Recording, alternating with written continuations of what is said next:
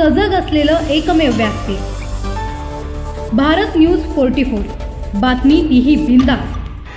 देखिए, महाराष्ट्र में इसके पूर्व लगभग 4 जिलों में नक्सलवाद था और बड़े प्रयासों के साथ हमने वो 4 से लेकर के लगभग सारा समाप्त कर दिया। अब केवल मात्र 2 तहसील में नक्सलवाद शेष है। अब इससे निपटने के लिए जो कानून हमने बनाया वो सबसे पहले गत वर्ष दिसंबर के विधानसभा सत्र में इसे लाया गया।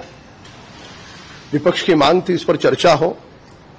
हमने एक कमेटी गठित की और उसमें विपक्ष के भी सारे लोग उसमें लिए।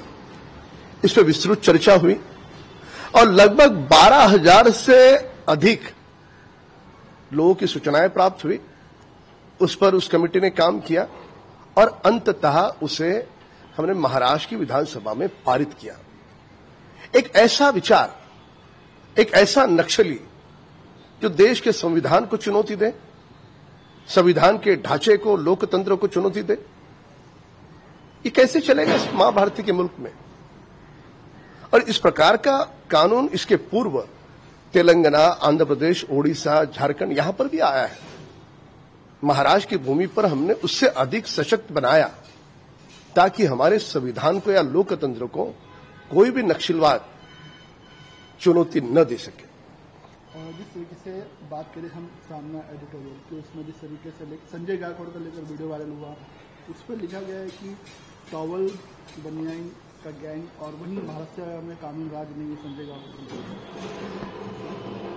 देखिए, हमने कभी भी किसी मारपीट का समर्थन नहीं किया, पर उस कैंटीन में आम लोगों को जिस प्रकार का भोजन दिया जा रहा था उसकी क्वालिटी पर संदेह है।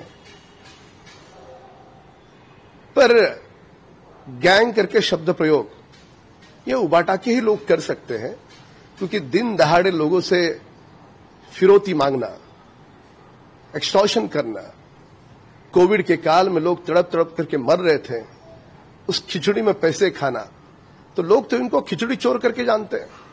अब जो खिचड़ी चोर है, कोविड काल की रेमडेसिविर दवा, उसमें पैसे खाने वाले लोग, उनके मुख से इस प्रकार की गैंग जैसा शब्द प्रयोग आएगा।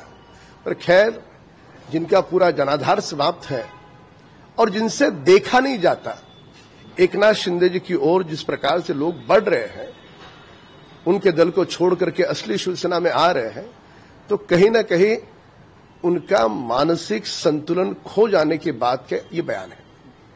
मोहन भागवत जी के बयान से विपक्ष में अटकलें तेज हो गई है कि नेताओं को 75 साल की उम्र में संन्यास ले लेना चाहिए। 75 साल की उम्र में संन्यास लेना चाहिए, जिस तरीके से मोहन भागवत जी ने बयान दिया था 75 ईयर्स को। ऐसे दिखता है।